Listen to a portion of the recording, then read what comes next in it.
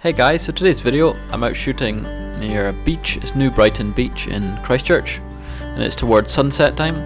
I just wanted to give an example of how I approach scenes that are relatively flat and there's not too many features, so there's not any big huge rocks or some trees or buildings that are particularly close.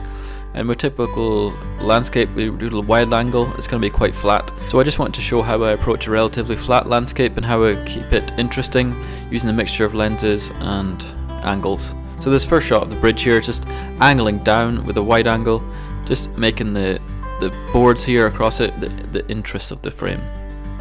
So here the sand and the beach is quite flat, quite far off into the distance, so I've opted for a zoom lens. So I'm using the 55 to 250mm Canon lens, and I've got it in crop sensor mode on the Sony camera there, and I'm zooming in on a bird that's just by the water there. And I'm trying to make the bird the focus, and there's some really nice golden light just popping off as the sun's starting to dip a little bit. And I'm using the lines from the water in the background to make interest, and the way the sun is bouncing off the water is a nice texture to the scene as well. And there's also a few buildings that's getting backlit from the sun behind them, and all that combines to make the frame overall interesting, and combining the main focal point, which is the bird.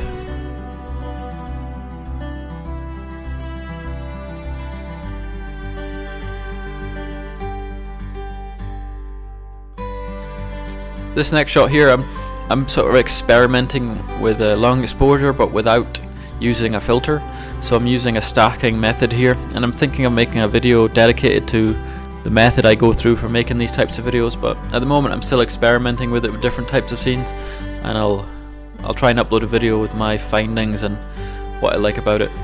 But for this one I'm trying to get an interest with the clouds on the left hand side, and it's nice and clear on the right hand side. I'm just trying to get long exposure to draw those clouds out. So as you can see, you get some really cool streaking shapes from the clouds with that type of long exposure. For this one I'm doing a panorama shot, so I'm zoomed in again using the 55 to 250mm. I don't know how much I'm zoomed in exactly, maybe just 55, but I'm in crop mode, so it does zoom in a little bit.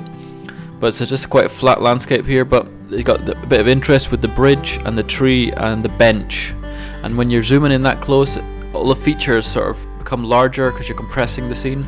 Now typically with a landscape shot, if you're shooting with a wide angle lens, a flat scene is going to look even more flat than it does in real life. So if you have a scene that's sort of small features in amongst the scene, or they don't pop out too much, it's a good idea to use a sort of closer lens, more zoomed in, as the features will show up better and be larger in the composition. And in this scene now, the sun is just starting to dip and it's making some really wonderful colours, and it's backlighting some of the features like the tree and the bench, and it's making a bit of interest here.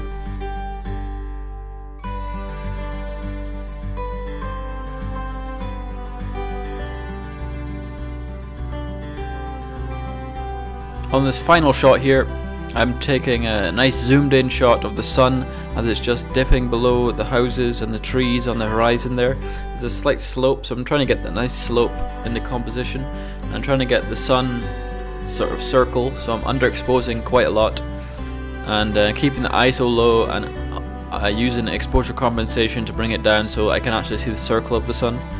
And I just keep shooting this as the sun's dropping below, just to get a nice golden shot with the silhouette in the foreground.